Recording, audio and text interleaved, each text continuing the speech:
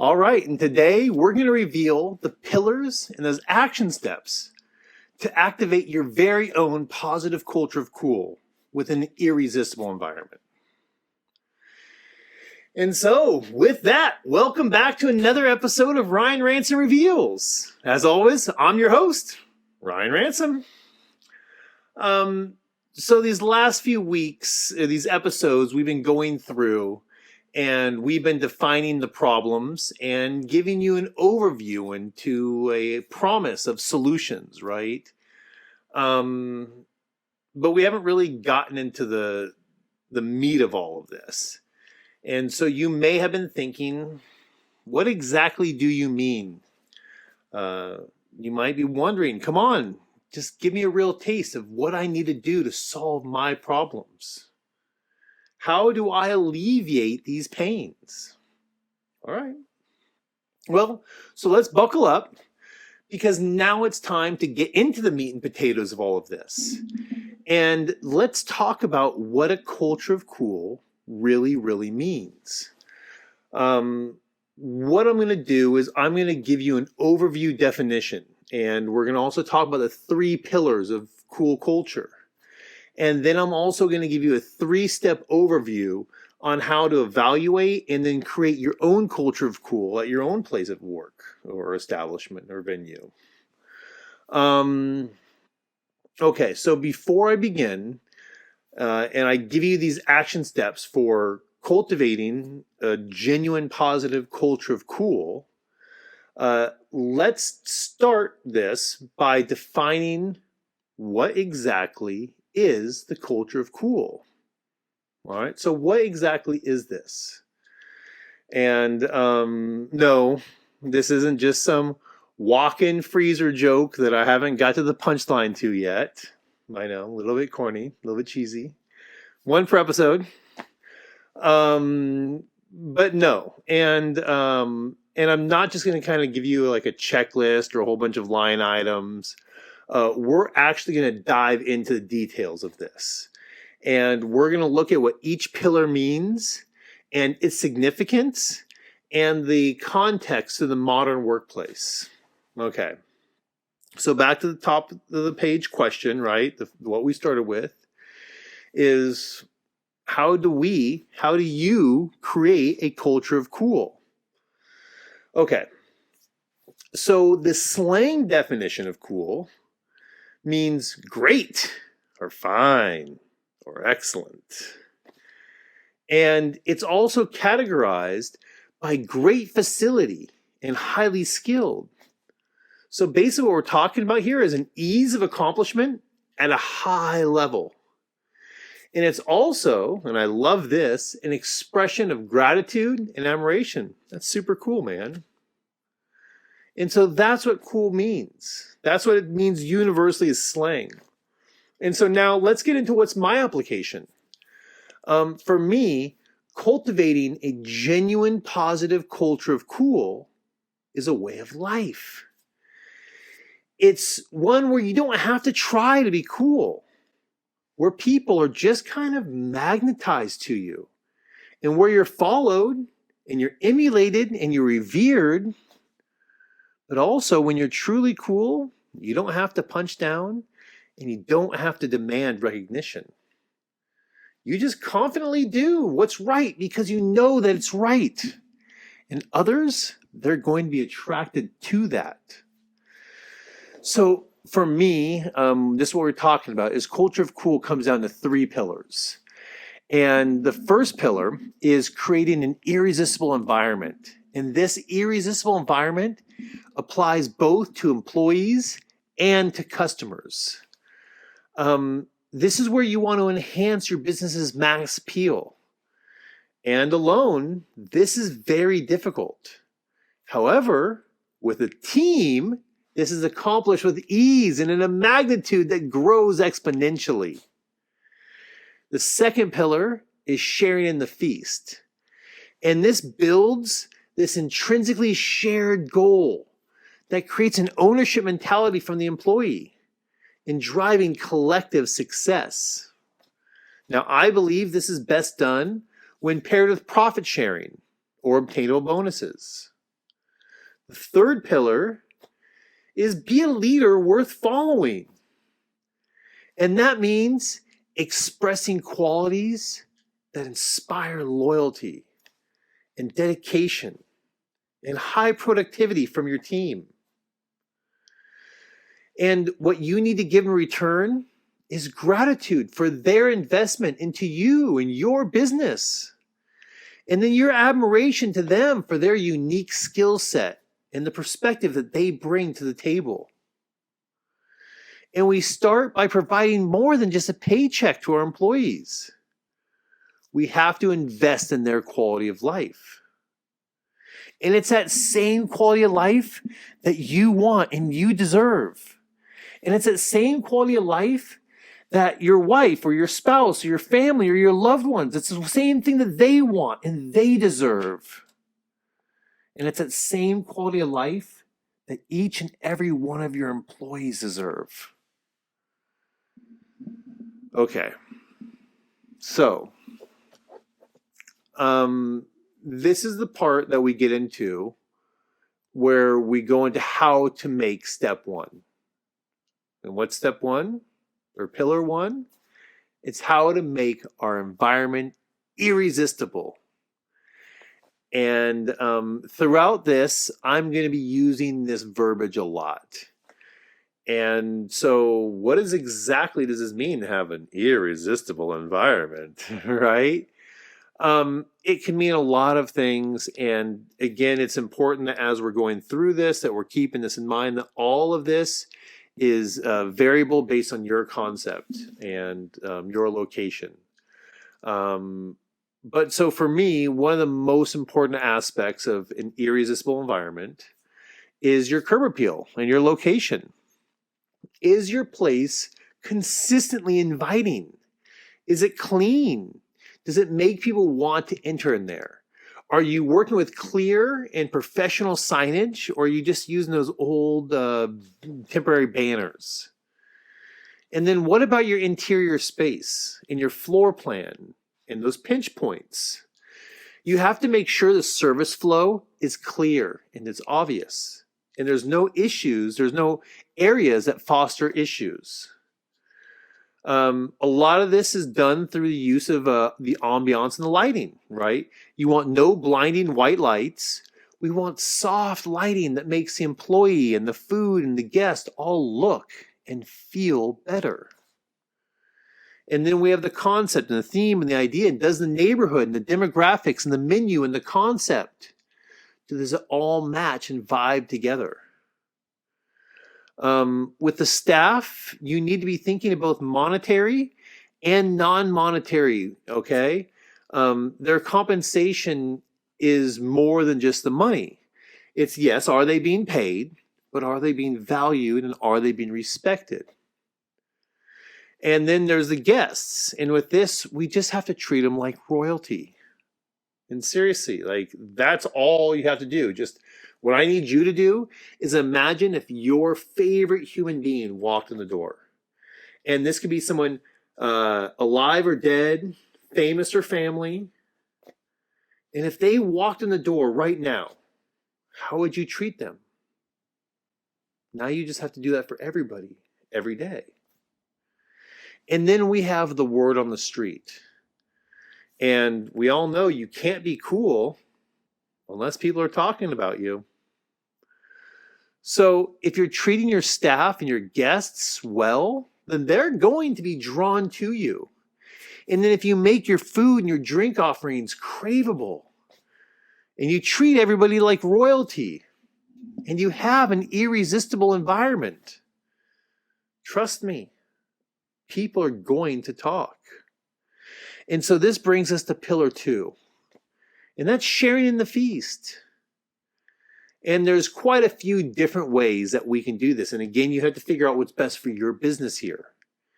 And it's important to, again, remember there's both monetary and non-monetary benefits. And you have to be doing them both. On the monetary side, I'm a huge fan myself of profit sharing. And I'm going to try to convince you that this is the best way. However, just like we're talking about, there is no one size that fits all here. So your program might be different based on your demographic or your size, your concept, your staff. What's important here is the main feature. And the main feature here is that you have to connect your staff intrinsically to want to achieve the same goals and have the same values as the rest of the collective. And for some people, profit sharing is scary, and I kind of understand, but it shouldn't be. And so one thing to remember is you don't have to dive all the way in here. That there's a light version of this, and it works through things like profit sharing, like obtainable bonuses. And so what might that look like? Well, with any bonus or with any profit share, it needs to be based on trackable and tangible variables that you can quantify. This is really important. So none of this is subjective. These are all objective things. And this is actually one of the biggest sales to me, because the bigger the slice of the pie that you end up sharing, the greater the productivity that you'll get in return from your staff. And then you can tie this to all sorts of different things, like you can tie it to sales or growth or profit margin. And then again, I think it's important when you're doing any kind of bonus or profit sharing that you have both collective and like role specific goals. The overall sales increase is great for everyone because it displays this overall success within all departments in harmony. And that's really what we want here. But we also have to get people individual goals, like of things that they control. So, like the back of the house, have them additionally on a food cost bonus, or the bar staff on just a pour cost bonus. So you want to give them a mix of both the broad and those narrow bonuses. It's also super, super critical that these bonuses are obtainable and they're real. You would honestly be better off just not even doing any of this and don't even offer a bonus. It's way worse to tease your staff with some great bonus that has more holes than Swiss cheese. And that's leaving the employee always just scratching their fingertips at the bottom of this bonus, but never being able to achieve it. And what this will do is this is going to create mutiny and distrust and abandonment. The tip pool is another great way to achieve not so much of what we consider a typical bonus, but it's still connecting the collective to a set of intrinsically shared goals. And that's what we have to do here. And I think this is also important as we're kind of talking about this, as we talk about bonuses, that bonus does not mean opportunity to decrease wage. That's not what we're talking about here. Your wage is still and will continue to be your market rate. Your bonus or your profit share or your tip pool, well, this is a reflection of your contribution or your innovation or your productivity. So let's kind of get back to pooling tips here. Because one of the other things it does that I really like is it encourages all employees to produce more, both as individuals and as a team. The next thing we're going to talk about here is profit sharing. And this can get a little bit more complex. And so to start with, I just want to kind of dive into some of the whys. And so here are my reasons. That one, I'm going to get higher productivity. I'm going to get the higher productivity from both the individual and from the team. Because one of the great aspects of profit sharing is it says it right in the name. You must be profitable. So this is going to encourage profitability in order for everybody to reach their goals. It also motivates the individual to feel comfortable and actually invest and give their all to this company and to this workforce that they're working with. It's going to attract to you more thoughtful employees with these long-term visions of company and growth, and people that aren't just solely focused on their personal or their individual success. And what I really love about all this is it's going to build teamwork and really meaningful long-term relationships. And these are long-term relationships within a team. And so what this does is it makes the workplace somewhere that's now enjoyable, where they actually get enrichment from being with the other people they work with, instead of feeling drained going to work. Number 2 is rising tides, rise all ships. And for me, this is just like, it's so basic because we never can get to where we want to go alone. And if we do, it's going to come at a lot more stress and heartache and time. That the way you get where you want to go is with a strong and talented team that believes in your mission. Because for me, it's all about the collective here. Because we're so much more powerful working as a team in unison than a bunch of just individuals. And this is in part what's creating this first pillar, through an irresistible environment and a culture of cool.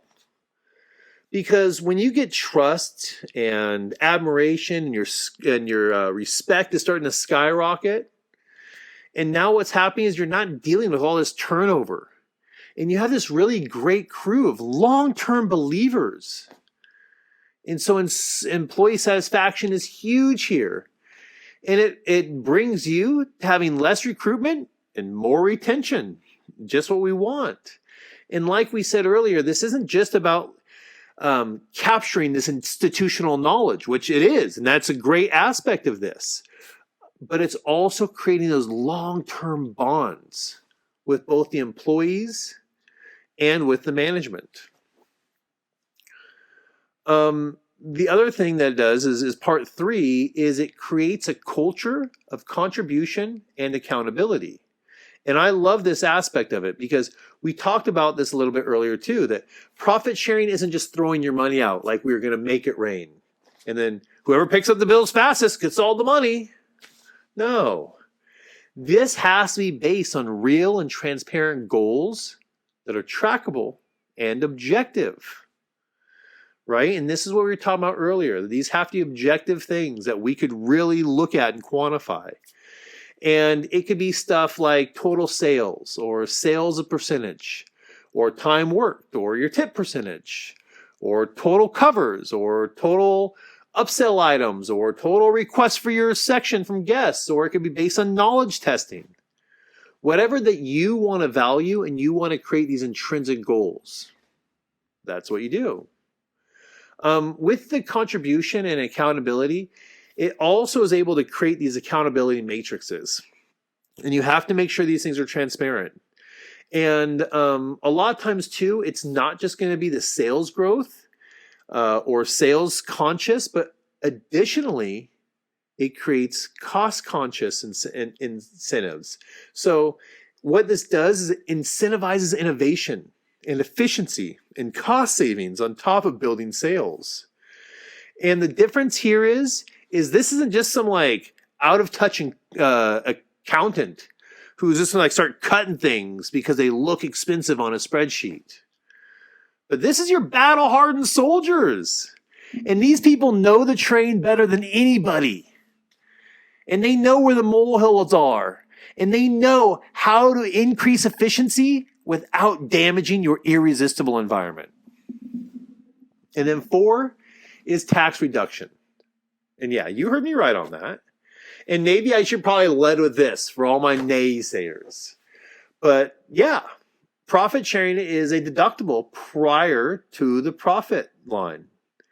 Often employers can pay no tax on that money, and they actually defer the burden to the employee, and it reduces what the business is going to have to pay to Uncle Sam. And I like that. And so for me, there's a bunch of good reasons here Because of course, as cool as you are, of course you'd rather give your money to your staff instead of to the government. So now let's quickly look at a couple different types of profit sharing models or ways of doing this. To start, let's look at number one, and that's going to be long-term profit sharing. And as we go through these, we're kind of just going to skim through these, and we're going to save a deeper dive of these onto future episodes. But I just want to kind of give you an overview right now. And so the first one is a retirement program. And these are where contributions are a business expense to the business income. So this reduces the taxable income that flows through. And then once those profits are inside the profit sharing plan, they grow tax deferred, just like it was a 401k. And then typically when the employee is going to be taking this money out, they're going to be in a lower tax bracket when they receive that money. Within retirement, there's three basic retirement setups.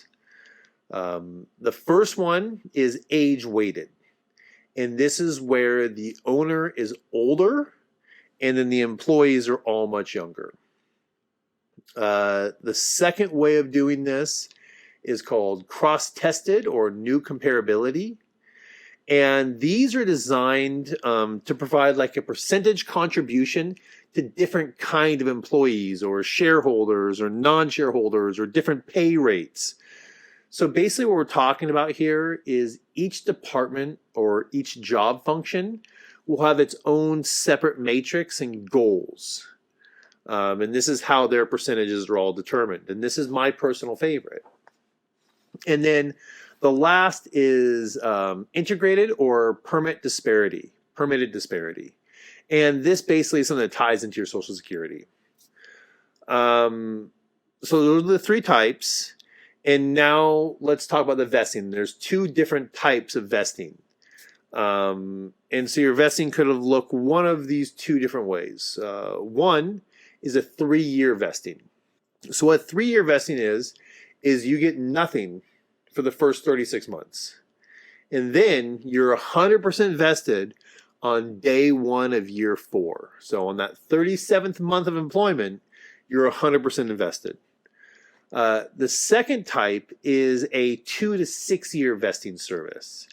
And this is where the benefits will start to accrue after 2 years, but at a lower percentage.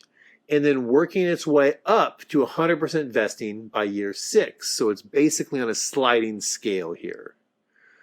We were already kind of discussing this a little bit, but I would like to go through a quick look at short-term profit sharing. And again, this could look a lot of different ways, but just to make things easy, short-term can be monthly, it can be quarterly, it can be yearly. And really, this all depends on your business. And, you know, you're going to have to figure this out based on the needs and demands on your business. Your business might be stable year round, or your business might have a lot of fluctuations between seasons. So however you're figuring out how to do these bonuses, just remember a couple things. Number one is instant gratification is a good constant reassurance to the employee. And so the more frequent the bonuses can have, then the more positive effect that the employee feels from the bonuses and is reminded that there is a direct connection between their efforts and these bonus checks. The other aspect of that coin is that annual or quarterly checks could have a larger value, right? It could have an increased total payment.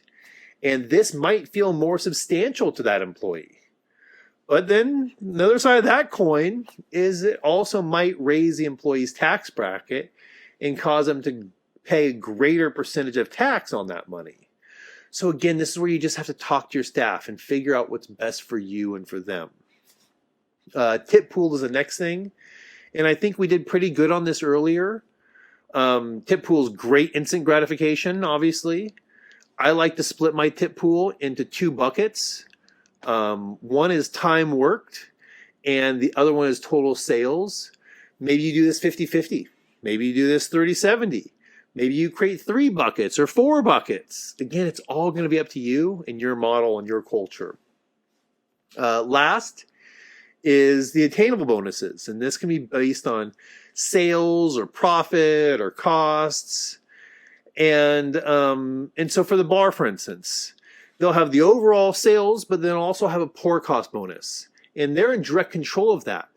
So while that other bonus, that gross sales bonus, is going to keep them thinking about the good of the entire restaurant, because sometimes there might be a mistake and somebody needs a free drink, and that free drink might hurt their pour cost bonus, but losing a good customer over a small mistake, well, that would potentially have word on the street backlash, and it might be worse and hurt them more on the overall sales bonus. So it keeps the employee thinking of all the entire ecosystem, both theirs and the restaurant as a whole. And also that the bonus pay could be a reduction in what was your prior losses anyway. Let's just say that at 20%, you can save $200 a week versus a 22% pour cost. So then just make the bar bonus $100 or $200 a week if they hit the 20%. And I'm pretty sure that those extra dollars in their paycheck is going to increase how irresistible this job is. And it's going to start to create within the bartender an ownership mentality. And okay, sure. If they're stealing, they're probably making double that. But they're also risking their job. And if you're being bonused out and you're being treated with respect, why would you ever risk that job? You wouldn't. So if you're losing that margin regardless, just give it to the employee. Give it to them instead of having them steal it from you. And that will build some pretty goodwill, and it'll make you pretty cool. And again, it's really important that they have to be real, and they have to be transparent, and they have to be obtainable. Employee ownership is the last one we'll talk about here, and this even gets more complex. And for me, this is a beautiful model, and I really love this. And it's giving the employee so much more direct control. They might have quarterly dividends or weekly or quarterly meetings. And in that, they might have voting power, for instance. You might have it set up where every employee, when they are hired, they buy a percentage of the company based on their position. And then they have to sell that back upon departure. And again, what this is doing is the same thing that we've been talking about. What's most important is it's tying the team intrinsically to the same shared goals. It's creating a real team, a harmonious collaboration. And now we need to think a little bit more than just the money, because this isn't just a financial transaction here. And excuse me in advance, but listen, employees aren't whores. They're not our indentured servants. Yes, money is needed, and it shows them their monetary value. But money without respect or value or being listened to, it's empty, man. So we have to make sure that we're thinking of the entire benefit package and the entire ecosystem here. It's important to ask yourself, when's their time for relaxation or for personal enrichment? And are you thinking about your employees and their needs outside of work? Or in these moments, do we just kind of get a little bit self-centered? And remember that it's not just about filling bodies and spaces for times. That's not what we're doing here. The question really is what's their buy-in? What's their energy? What's their productivity? Because I'll tell you what, 2 of my employees running at 90% productivity is going to run circles around 3 of your employees running 50% productivity. Think about that. And it all starts for me with smart scheduling. Are you putting out the schedule with enough time for the employee to actually plan their future? Or is what you're doing keeping them in a constant state of survival, never knowing their schedule until a day or the night before their shift? Are you keeping their schedule consistent on the same days and the same scheduling? Are you being respectful of their schedule requests? Are we blocking them out to give them multiple days off in a row?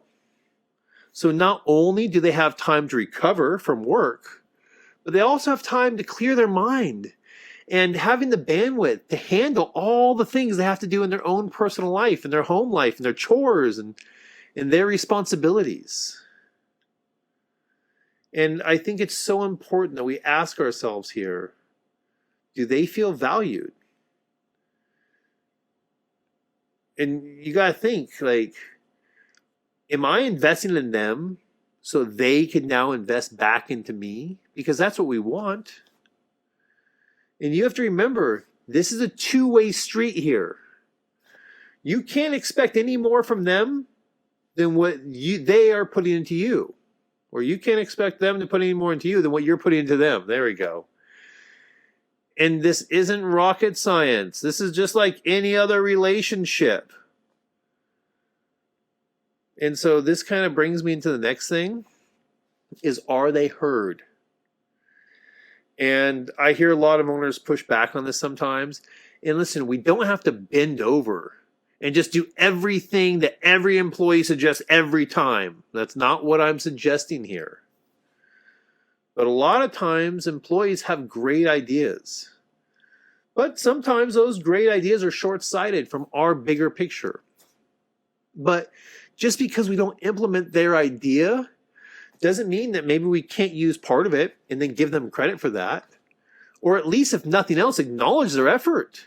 We want to continue this from them because they might not share a really killer idea next time they have if they weren't treated with respect the first time they shared an idea. And so it's so important that the employee must feel heard and know that their perspective and their opinion is valued.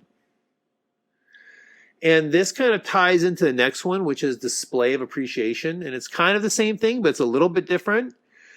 I think it was Abe Lincoln said something about like a drop of honey will attract more bees than a bucket of vinegar. Or he said a gallon of gold, but I don't think we know what gold means anymore.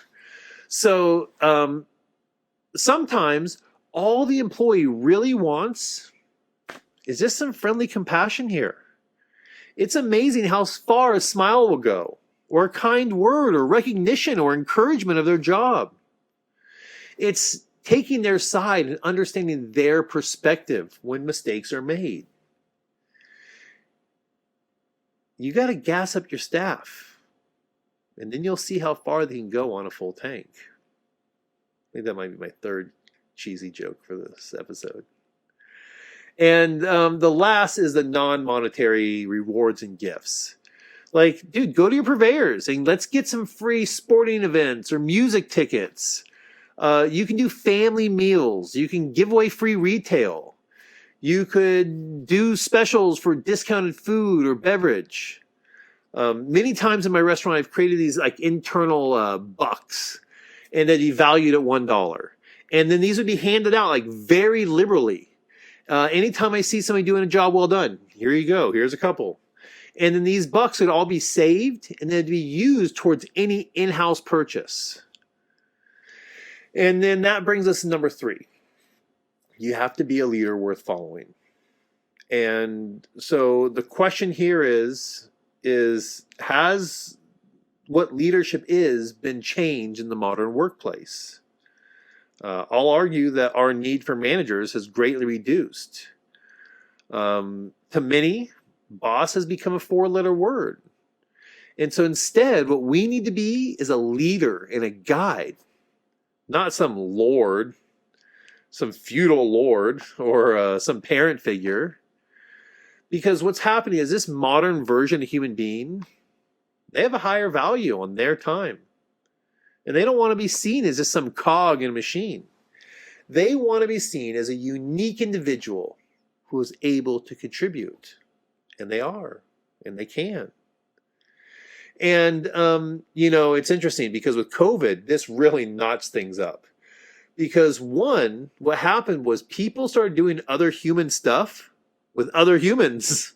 And instead of just being in zombie work mode, surprise, surprise, being with other humans felt good. And so people's eyes were opened a little bit to the importance of life outside of work. And then the other thing that happened during COVID is, companies just dropped their staff so super quickly.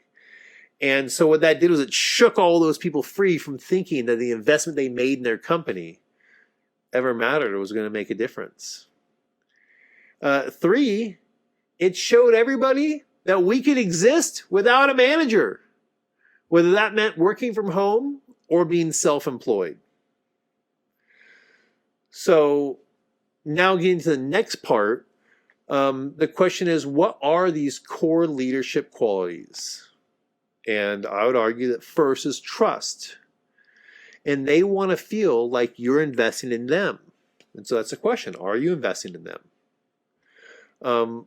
Are you following through with your promises for improvement? Is what you're saying actually happening?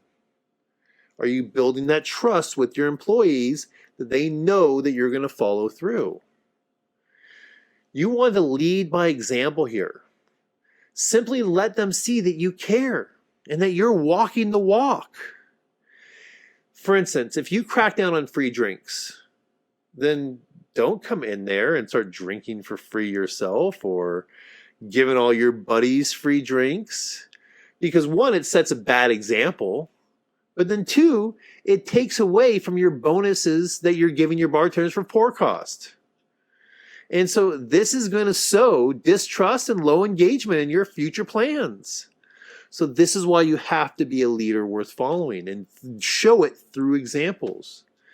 It's not about rules for thee, but not for me. You too have to act as part of the collective. That's part of the deal. This is part of the way. It's a way of life.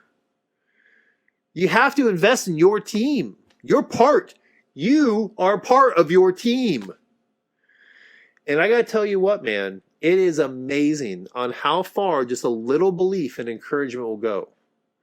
I've taken over so many teams where these great A levels, quality staff were actually performing at a C level. And why was this? Well, it's because they weren't being encouraged and they weren't being told how great they are. And additionally, you give them the tools to do a job well done. Like, for instance, invest in those anti-fatigue mats and make sure they have good equipment that creates an ease of job function, not job frustration.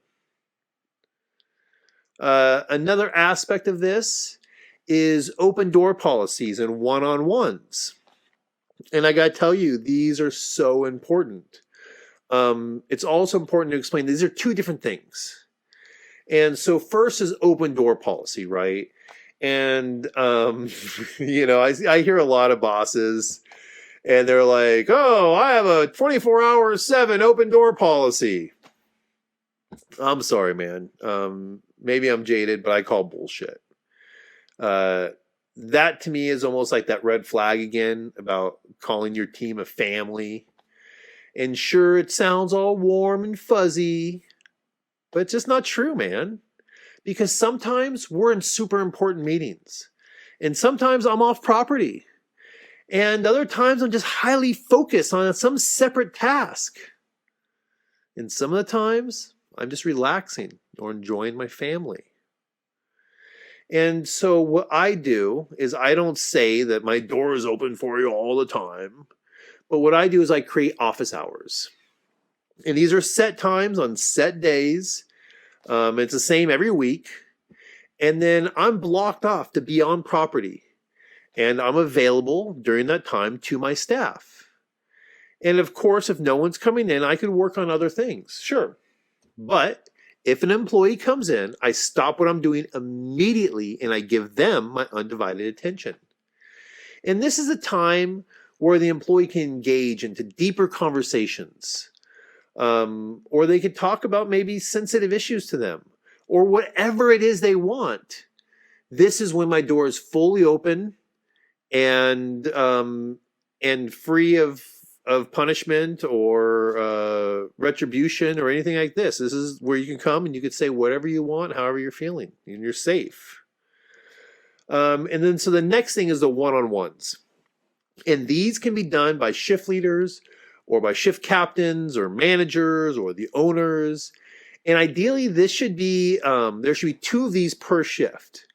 And the way I like to do it is I like to do 1 post-shift and 1 pre-shift. And they're anywhere from, 2 or 3 minutes to 5 minutes long. The pre-shift one is more leadership to the staff focused.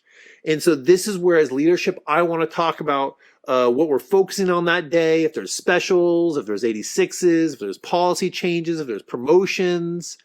And then the post-shift one is more staff to leadership focused. Like, so now I want to know, how did those promotions perform? What worked?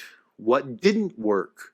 Let's go over some quick operational or promotional suggestions or tweaks, which leads into the next part, and that's enlisting feedback. Again, as a general in the back office, I need to hear from my soldiers on the front lines. And management and ownership and leadership, we can have all sorts of really great ideas. But without the proper rollout, which includes buy-in, like, this is what we need. And so in order to get this, I need to know that they need to know that their feedback is valued. And that together, again, we are intrinsically connected to the same goals. And the last thing here is empathy, not apathy. This is people over profits. And yes, I and we have a responsibility to our investors and to our shareholders, or to the risk of the initial investment.